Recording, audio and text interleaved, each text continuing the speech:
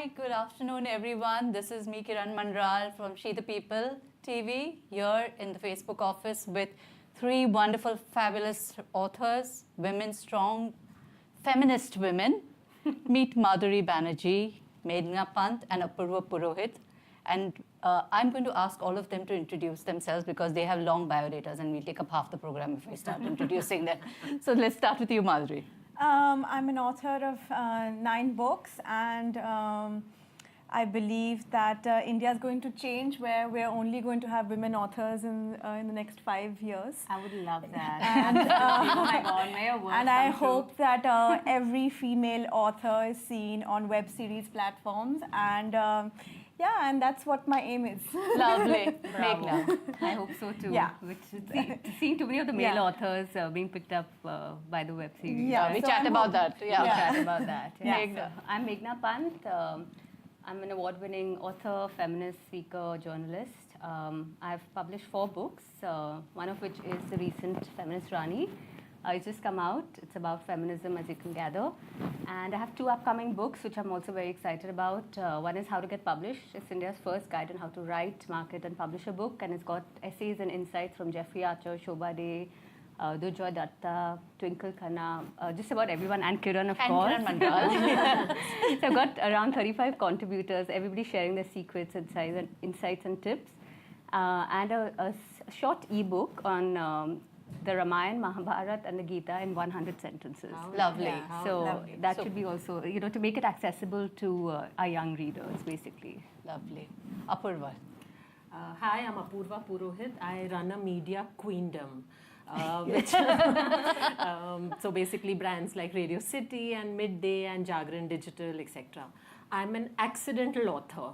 I've written 1 book, Lady, You're Not a Man, The Adventures of a Woman at Work, and basically it talks about working women and the challenges they face in managing tough bosses, lazy husbands, and evil mother-in-laws. Basically, my life. Every woman's life. So these are all fabulous authors with fabulous books whom you must read. And this comes to you because we have the Women Writers Fest coming up on September 1st at Bangalore and on September 8th in Pune. So we wanted to chat about why do we need more women writers out there? Why do we need more strong women protagonists? So I'm going to throw the question open straight off to Madhuri. Why? Why do we need more women, strong women authors? I think because I think women understand women better. I think they are very diverse in their own way. I think they're multi-layered. I think even the characters that they write are so unique. I mean, they're so multi-dimensional as compared to this unidimensional way that men write. And I think more women should write, and and I think they stop themselves from writing because they want to be perfectionists. So they want like the perfect way to write, the moment to write, and they've always been brought up saying that either you write it well or don't write it, or either you make a profession of it or don't do it, and that's why a lot of women just don't write enough. And also, I think the writing is not seen as a profession per se. I mean, they're like, what is the point of writing for a lot of women? I mean, you're not going to make any money from it. You're not going to do anything. You're not. Okay, so you've written some little bit whenever you feel like it. Maybe you have a blog, or you can tweet once in a while or whatever. But why should you write a novel? Why should you write at all? Why should you write at all? That's So you should just I think a lot of women should just say that even if it is any moment of the day, just get up and write 3 pages and do it every single day. Absolutely. Do it every single day. That's something I believe it. I think writing is also kind of, actually think about it. I haven't thought about it so much, but it's a very self-indulgent activity, right? It's a process of self-actualization. And how many women in India particularly have actually the time or the bandwidth for that? They're always putting their family first. They're always putting their children, their husbands, their in-laws first. Yeah. So they'll never take out the time or create the time and space to actually write a book. And this is despite the fact that I think in India particularly, we have multiple patriarchies. We have so many layers and levels that women deal with. So if you go into the corners of India in particular, women have so many stories. They're experiencing emotions, and their experiences are so much more vast and diverse than men. So the stories they bring to the table, which will be much richer and in context Always. than Well said. what men Always. would bring Well to the said, forefront. absolutely. I think the point that you're making about patriarchal pressures is a fabulous point. And when I think about why women should write, for me it's just a manifestation of women should be more visible. I think they should need to be Exactly. visible everywhere. More visible in corporate India, more visible as entrepreneurs, more visible Yeah. as writers, more visible as Absolutely. directors and actors. Absolutely. And I think we are bringing up, and that is a message to everybody, that we are bringing up our daughters to be lesser than what they deserve. And we are bringing up our sons to be larger than they deserve. And when women are brought up to be, make less noise, to sit with your legs folded, don't wear bright clothes, don't put red lipstick, they grow up to occupy lesser space than they deserve. And I think writing is one way to reclaim that space. Absolutely. And, we don't have spaces where women are, what would I say, emboldened to speak their minds. And now with social media coming out, of course, we have Twitter and all that. And you see a whole lot of trolling that happens when women speak their minds. Even in the sense of when you write very different characters. Madhuri, I mean, Madhuri has written, you've written The Trouble with Women, you've written Lady, You're Not a Man. These are all stories of women who refuse to conform. So have you faced any sort of, I wouldn't say backlash or resistance from readers, men or women? Even women can resist, images of women that they don't like. So have you all faced any kind of a backlash or a resistance saying this is not what it is, this is not how it is, or this is not how it should be? Are you trying to fill these ideas into our girls' heads? So I also write. My first book was Losing My Virginity and Other Dumb Ideas, and so I was talking about like women reclaiming their sexuality as well. I mean, this was 10 years ago, and then after that, with all my 9 books, I've tried to kind of figure out that women are also sexual creatures. Okay, so they need not be in boring marriages, troubled relationships, and all of that. And there was a backlash for that because Indian men or maybe even Indian women believe that these are not things that we talk about. These are not the things that we should have like women explore or like even read about, and you are giving the wrong impression to like people who will be reading this. So it was never about like leave your husband or like hit somebody or any form of violence. It was just about having your own power. So when you have your own power of understanding who you are and what it means in terms of your career, your sexuality, your body, your life, that's what I was trying to talk about. But they just took up that sex topic and says that, and they kept on saying, no, you cannot talk about these things. This is not like stuff that should be published at all. We are a very conservative society. So that was the backlash that I got. I was on this panel with an Exotica writer once, I don't know, 2-3 years back at some Lit Fest, and she said that in smaller towns, they don't even know, they hadn't even experienced an orgasm. Like they have no concept of the G-spot or, any of that. So when she wrote these books, women would come up to her and thank her and say, thank you, because now my husband, I expect him to give me an orgasm. It's Did they? Oh, yes.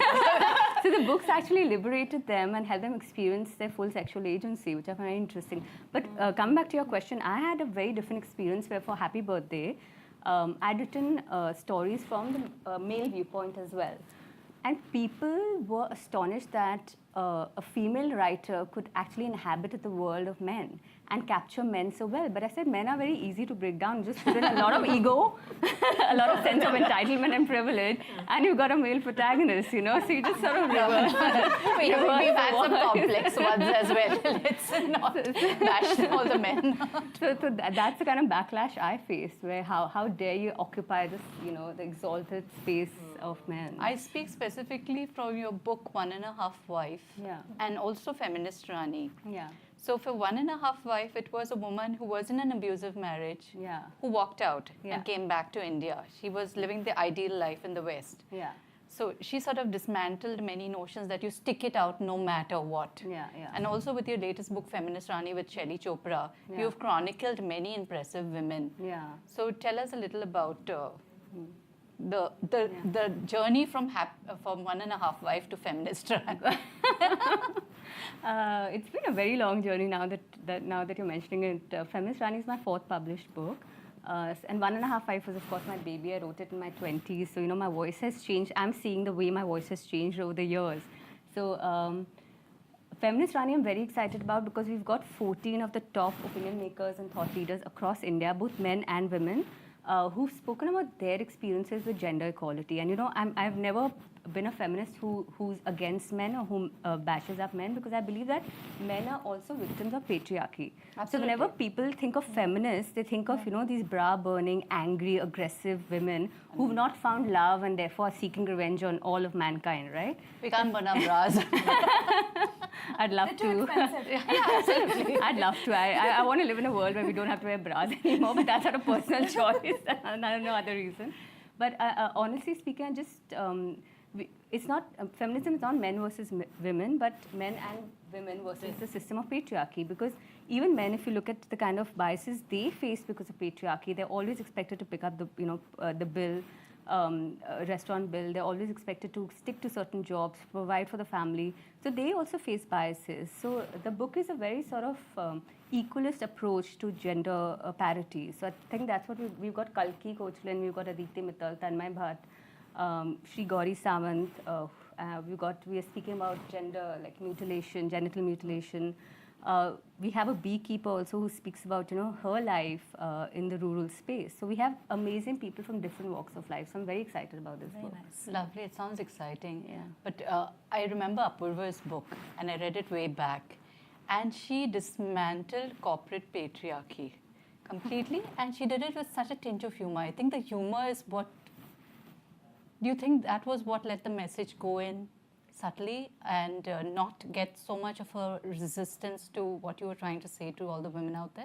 Absolutely, and I think both to women and men. So when I wrote the book, I wrote it from the point of view that as a manager and as a corporate leader, I was seeing so many bright women enter the workforce and leave.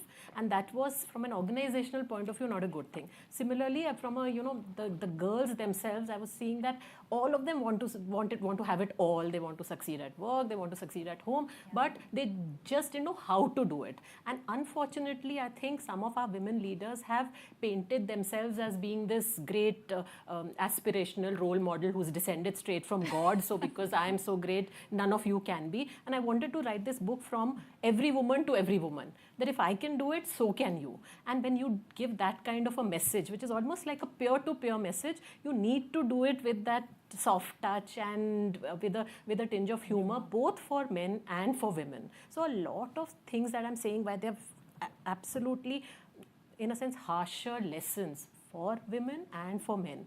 But if you say it lightly, if you say it in an anecdotal manner, I think the messaging happened. And today, the number of women who write in and say, I was about to give up my job, or I was going through a messy divorce. But it's almost as if you've peeked into my house or my office and seen what's happening inside my heart, and I've therefore changed myself as a result. I think that is ultimately the purpose of what all of us are trying to do. Absolutely. And this stridency is not going to work, because that backlash that you talked about, if the more strident we are, the more backlash will we face, and the more disservice we will do to the younger women who possibly are not as confident and as, I don't want to say older, but yes, as old as we are. And they need a little bit of, that they also have to not handle it from a bra burning perspective. Yeah. They have to handle it from more a advocacy and adaptability perspective, and ultimately they will succeed. Absolutely. The superwoman trope has to go. This thing that women have to be perfect Yeah, everything. completely. You can't be perfect everything. And it's okay to fail. It's okay You to should fail. fail. Absolutely. You have to fail. At every level, you should fail. You have to fail. At some level. I mean, Yeah. I'm not saying that like, okay, I'm a failure as a mother, or I'm a Yeah. failure as a career woman. But there are moments where you feel, oh, I couldn't go for this. No, and I think function. even smaller I couldn't- things. This is not there. What? I mean, No, I'm a it's failure okay. as a cook. I think that's also something that I you have to am. accept. Total Yeah. zero. Kiran and I bond on that. I'm also a failure as a cook. It's okay. Cooking is overrated. What is the backlash that eating you is not. faced? Me, I think when I started my blog, to be very honestly, Madhuri, it was about parenting. And what I wrote about were very uncomfortable truths. I think Cardi B and Serena Williams are talking about right now, I wrote about 10 years ago, about the actual difficulties of motherhood and pushing it off the pedestal. It's not Johnson's baby powder smells and gurgling babies all the time. It's hell on wheels. And I think at that point, a lot of women were not ready, or they were ready, but not willing to accept it, that, this is not what it's all cut out to be. We've been fed one false story, and we've been sucked into this motherhood thing. But I think it got accepted, and over the years, the blog became very popular. It became a book, and I like to think that I played my little bit in pushing motherhood off the pedestal. Because we have to do that. We have to push it off. It's not all roses and glory. It's damn tough work. Yeah, it is. And we have to accept the fact that every woman who goes into being a mother, she's going to face umpteen issues. In fact, my latest book talks about a woman who has postpartum depression, and then she slides into more radical mental illness. We have to see all the issues that happen postpartum. There's body issues, there's hormonal chaos. I'm going through it. I mean, the last 1 year. And we need to talk about it. We can't just sweep it under the carpet. And I think we need to write about it also more. I wrote a book called The Flaky Mummy. So I tried to bring humor into it. So I had like 6 different stories of motherhood and how it's not like the great roses that it's supposed to be. I wrote it with co-author Rohini Tiwari. And which from an older woman getting pregnant to like having twins to to like different issues that everybody has, even getting a nanny, how the husband is involved. So I tried to put it in the humor light, because I think when you add humor to things, like you rightly said, you just say that, okay, this is what has happened to this woman, and in the first person kind of writing, then maybe that I thought that would be an easier way I think get also, that. motherhood in India, because I think largely because of Bollywood and Mother India and all that, it has been painted with such a heavy brush. Motherhood is all about sacrificing and about being noble and etc., that nobody sees the other part, which is the negative part, or let's say the difficult. Let me not call it negative, the exhausting part, and nobody also sees the lighter moments. And in all this, I think women are getting caught. So there's one chapter which I think has resonated the most with women, where I've talked about the guilt that you face.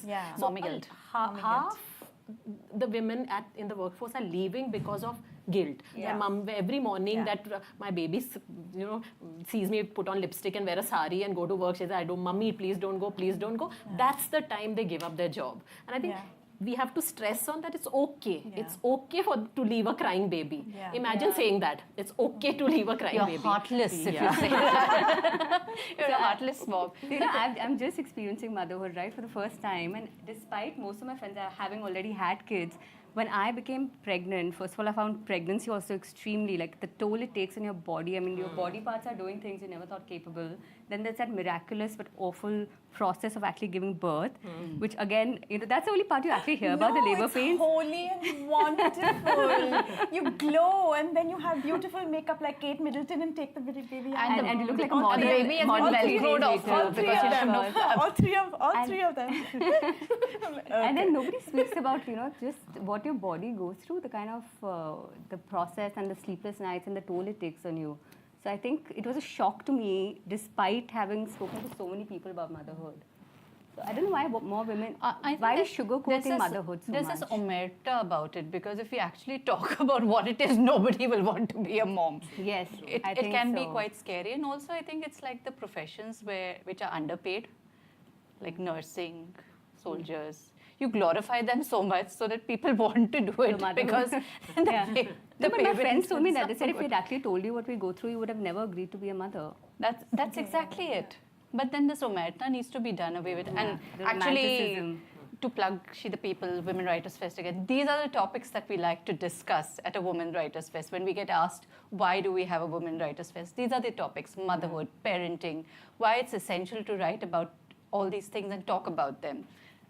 So we've had a flaky mummy. We have a mummy in the making, and we have women in the workforce. Now let's talk about strong female protagonists in all. Of course, Apurva has written non-fiction, but she's a great reader, I'm sure, so she can talk about it. have you seen any definite shift in the way women protagonists are being written in Indian writing over the past decade? Are we writing enough strong protagonists? Are we writing realistic protagonists? Are we still sticking to stereotypes and You know, a version of a woman that's not really true? I'll give you the example of the movie Pink, for instance. I was hailed as a sort of, epitome of feminism, which also required a male savior. Right? All our movies require They a male require savior. male savior. And even strong female-led movies do that. Literature, I haven't seen many strong female protagonists unless they're actually written by a female writer. Prayag Akbar wrote Leela, which is from a female point of view. But other writers, I don't think have, at least they're not coming to my mind immediately. But of course, women have written very strong female characters. But I'd also like to talk about the male writers. You know, the discrimination that you'd think that literature is, the most emancipated of all arts. But the kind of, I think we've also gone through that, the kind of credibility that you get just by virtue of being a man is so different from what you get as a woman, right? You have to prove yourself over and over again. So if I had written under like MD Pant instead of Meghna Pant, I swear I'm convinced I would have sold more copies and been taken more We seriously. have J.K. Rowling, and we J.K. have for Rowling. most of history, E.L. Anonymous was a James, woman. Yes. George Eliot. We had spoken about this, right? Yeah. The androgynous sounding names, like J.K. Rowling has adopted an androgynous sounding name. So if you don't know she's a woman and you just read J.K., you think it's a man. Or E.L. James who wrote 50 Shades of Grey. So has their fame got to do with the fact that they're not immediately identified as female writers? I think it's a bias which operates beyond Just just literature. literature, Yeah. etc. So I keep on saying that when you see a male leader and he's aggressive and comes and fires the team, everybody says what a strong leader, and a woman does it, you say what a bitch, So that bitch bimbit Trophy, thing that we are all dealing with, that balancing of either you're a bitch or a bimbit, and there's no other fine line of being a good leader. I think that you're seeing repeatedly everywhere. And to give you the question that you asked, that have you seen a change in writing and stronger female protagonists? So I don't know so much about books, but television, let me tell you, when I was in Z 15 years ago, I thought, okay, enough of Saas Bahu. I will come and change how Indian television will be. And I started a serial called Astitva, which was about this older woman. It was a fabulous serial. It won so many awards. Older woman married to a younger man, then issues that they face. She's a doctor, he's a nikamma, and very tough. And it got, when Kyunki Saas kind of serials were getting 30 TRPs, it got 3 TRPs. So then you wonder whether are we as a society even ready to accept? Do we want to not see this? So I go through this whole existential crisis that what does the audience want? Part of what I chicken and egg do scenario, is right? also qualitative. I mean, for the longest time, I did some qualitative research on for television. So we did all these serials, and there were umpteen serials. I won't name any of them. We start off with a nice serial with a nice progressive educated girl, and she gets married to whatever. Then we go into research, qual research into fields and focus groups and all that. And then she's too emancipated. Then the TRPs are falling because she's too emancipated. She should be gharelu, she should... And sucked, the storyline gets changed, and the next time you see, she is back in the kitchen doing kitchen polish. So you wonder, as you said, you're giving it to the viewers, but the viewers don't want it. So why is this resistance to accepting? You're also in television, Madhuri, maybe... I've seen that. I've tried to work around the change, but yes, the TRPs are important for every television channel. So the fact is that a large population of Indian audience is not really ready to accept the emancipated woman. Yes, she should be strong. Yes, she should do her own thing at some level. But I think she should also be able to balance the house really well. So it can't be too... She has to be Superwoman for that Indian audience. And I think, the thing is that readers are different from television audiences. So if you're going to be you have to know what medium you're going to be writing for. So are you writing a television show for a GEC, a general entertainment channel? Are you writing characters for a web series? Because now that is coming up. Are you writing blogs for that reader who you're going to be and become a really strong blogger that you'd want to do, and there is plenty of money to be made from that as well? or are you going to be an author with writing strong female characters because novels and being an author is important to you. Yeah. So as a writer or as a woman or a man, wherever that you are, you need to define your brand or what you are going to be writing for, and you need to figure out your target audience. So if your target audience as a novelist with a strong female character is this, you will connect to that. But you can't expect our books at some level with massive feminism and like sexuality to be made into for a GC right now. Oh, Yes. Okay. So, I agree with you also, and I disagree, because I agree from the point of view that after all, what you want to write, what you believe in, and what your brand or product is, and you do the segmentation right. So there's, no quarrel with that. But somewhere, I believe that all of us are writing to also change something that is happening. Of course. And therefore, if I write for that upper income woman who understands sexuality, etc., she already understands it. But I do want to write something to a person who doesn't understand and who therefore is able to change after my writing. That is the problem. I'm not able to sort of reconcile. So with when you're writing, like say a television, you've already written Astitva and stuff, but I'm saying for a general entertainment show, knowing that your target ultimately is a TRP, you have the one thing that you have to keep in mind is identifiability of your character. So when that audience can identify with that character, then you can bring about the change that character will do. See, as a business leader, I get it. For a business leader, TRPs are what one wants. So therefore, Astitva, from my perspective, was a failure. Was brilliant. But it was brilliant, but it was a failure. But from a writer, from a communicator, from a person who wants to make impact, who wants to make some change. From that angle is where I suffer this existential issue. Why are people not, and should we not keep on pushing the envelope? Speaking of pushing, there's something that has been disturbing me also, and something that we've done pieces on. The proportion of awards that women authors receive compared to male authors. We've had research which says the Sahitya Academy Awards, I think, of the some awards given out since it was instituted, some 11% or something have gone to women. Also reviews. There has been research that says the number of men who are reviewed. So when there is such an implicit bias in everything that a woman writer does, how do we push forward our voices?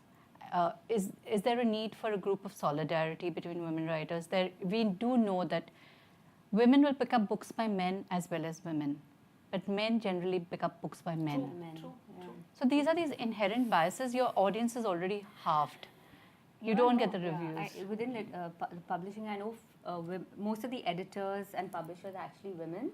And despite that, most of them will always prefer a male writer. They're just gatekeepers to other women. And this is, of course, across all professions. It's not, again, just publishing.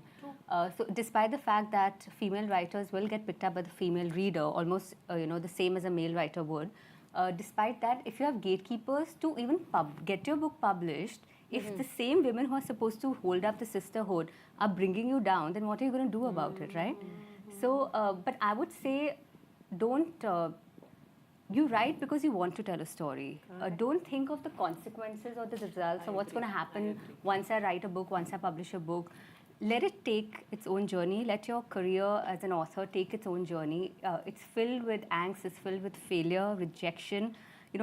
Even today when I face setbacks, I'm so calm and people are like, you're not affected. I'm like, I don't care about failure and rejection because we've seen so much of it. When I started out, it took me like 10 years to get published. So, and I was very persistent.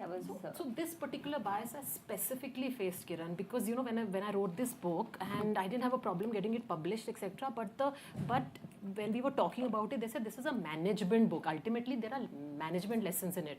But if you write it as a book for women, then you're harming the audience, right? Yeah. But I was very clear that. And then they said not only you're harming, but you yourself will be seen as a woman business leader rather than a business leader. Okay. So don't you want to be put in, do you want to be put in that bracket of women business leader and not a business leader? But I was very clear, as she says, so right, the people who need my help are women. So it doesn't matter. I want to write it as a book for women, working women. I think you should start a club, like a WhatsApp or a club or a Facebook, whatever, for only women writers, and we will promote each other. And Well said. one thing I definitely do is buy all of your books. Because I know that I can ask for a free copy, and you will send me a free copy, and I will send you a free copy. Take that free copy and give it give to it to your mom. Yeah, absolutely, I But do that. please go buy the books, and please, Yeah. when you're going to Crossword, and please, when you are going, even if you don't have time to read, and even if you don't have space to keep books in your house, please buy as many women author books that you can find, because sales is important for the publisher to then recognize you and to be able to give that woman another book. And you might surprise yourself, and one fine day when the children are away, you will pick up a book and you will read it, because there will be nothing left to watch on Netflix or Amazon. And you will read it, but you have to buy it, because if you don't buy it, we don't get to write anymore, because publishers say that your copies aren't selling. There's not a single copy of any of my books in any bookstore, because the publishers have stopped printing them. Because nobody wants to buy them. They're going to be sold on Kindle, but Print until copies are not copies. print copies are bought by people, by everybody. So I have gone and bought as many copies of like different books from different female authors, and that's what you should do. We should all have a women's club and say, she's coming out with a new book, she's coming out with a new book. And we will all just go buy it, and we will tell our friends, and you will tell your WhatsApp groups, and you will tell other women, and you will buy at least 4 women author a month. I think Kiran does it so well. I must compliment Kiran on this, because she does it so well. She's constantly promoting women authors, women writers, talking about them. So we are all talking, she's actually doing it. So great credit, Kiran. We also have a women writers club at She the People, so group on Facebook, so do join in. So it's more of a support group in terms of writing and also marketing. We talk a lot about marketing. That's another beast we'll come to now. But thanks, Apurva. That's something, do your little bit somewhere. Yes. If it helps someone, why not? And we've been there. We've all pushed for the books. I still get told, why are you promoting your book so much? I'm like, oh, if I don't promote it, who will? Yeah. I don't know if women are made to feel so guilty. Yep. Oh, so Bang on. this is exactly like what Apurva was saying, right? In the corporate world, if a man is assertive, he's lauded for the effort, and if a woman is assertive, she's a bitch. It's the same thing with female writers, right? If we market ourselves a lot, it's like, kitna attention chahiye isko? A male writer will do it 20 times more, 100 times more. He'll be like, arey wah, please show Kitna us more, aggressive give hai us more. Yeah, he knows what he wants from life. So let's talk about this beast called marketing. It's something that doesn't come very naturally to most of us. We can't really promote ourselves too aggressively. And if we do, we get called all sorts of names. But what have your battles with marketing your books been? Money. I think marketing and PR takes a lot of money, and I did spend a lot of money in finding a good PR agency, but they got me. I mean, I spent a lot of money at that point for a book that was coming out twice over, and they got me 3 articles in 3 papers, and I don't think or 2 magazine issues or something like that, and that's not great like PR or marketing at all. you can do that by yourself anyway, right? Yeah. Or do something. But the fact is that marketing or PR does take tremendous amount of money as well. And even if you do have the money, then who is the correct person to go to? What is the brand image that you need to have to market it? And then are interviews in magazines and newspapers enough to even get your book sold? Even us tweeting about each other, is it enough to get the book sold? So, I mean, it just seems to be like this, Hogwarts Death Eater that's like lying over our head, where it just sucks away everything, because we shouldn't have to market it. It's not our job. It's not our job to market it, but as everybody has told me that you and a lot of your friends, just you are really great writers. You've written really great books, but you're really bad at marketing. So that we didn't go to IIM and to understand marketing. We don't belong to business families, where we just have deep pockets. Yeah, I mean, but. So, what are we supposed to do? We just write really well. And we leave it at that. Yeah. So, for me, what's interesting is that if you look at I haven't seen a single female writer, correct me if I'm wrong, who's been on the front page of Times of India. But we have seen male writers, right? Because that costs money. It costs money, and they won't invest in a female writer. Yes. I don't know any, I won't give specific names or numbers, but the top 3 authors in India right now, of course, all men, they are given 1 crore to market their book. They have a team of PR experts from the publishing house. Yeah. They are not paying out of their own pocket. No, they're not. Their marketing spends are 0, and they are giving multi-crore budgets to market their book. I don't know a single female author who's given that. And this is across the world. All the big authors, even in the US, Jeffrey Archer, whoever else, they're all James Patterson, they're all men. Stephen King, they're all men. So the only 2 women who've broken that stratosphere, J.K. Rowling, E.L. James, 50 Shades of Grey, and both of them sound like men. So there's really nobody else, So think about that a little bit. I personally don't know whether it's a gender bias in this particular case. So I did go to IIM, so I do understand marketing. I did. So I did got to understand marketing. So for me, it was a huge shock after the book, and as I said, the book, and the publisher immediately said, yes, here's the check. I said, wow, it's so easy to get something published, and it just got published. But I thought my work is done. And then you realize it's absolutely not done at all, because your work actually starts after because apart from publishing, the publishers do nothing else. So as you're saying, not a single review, and I did a huge amount of marketing myself because I come from that background, right? So I had a lot of support from my organizations and from my team, etc., etc. But we would market, but it would not be available. So that marketing would go away. It was just not available. Then you fight. Where is it? Why is it? It's not available on Flipkart. It's not available on Crossword. So where is the book? I'm marketing it. So you did the marketing, but there's no distribution. And then you really come to know that actually publishing itself, of course, publishing is going through its own challenge as an industry. But so I'm not even sure whether they're supporting or it's ultimately a business, right? Correct. Publishing is ultimately a business. They have to look at their bottom line as well. So you can't blame the publishers. No, but they have to be able to have some predictive. Finally, this book sold 50,000 copies. Now, 50,000 copies means a lot of money for the publisher. Wow, 50,000! If you haven't picked it up, pick it up right now. But Kiran, the point is that who has made the money finally? The publisher. Now, do you not have any predictive tools in place that imagine if they had supported it in distribution, they would have made double the money. But I don't think there is any science in publishing. I'm very sorry to say that. I'm not depressing anybody.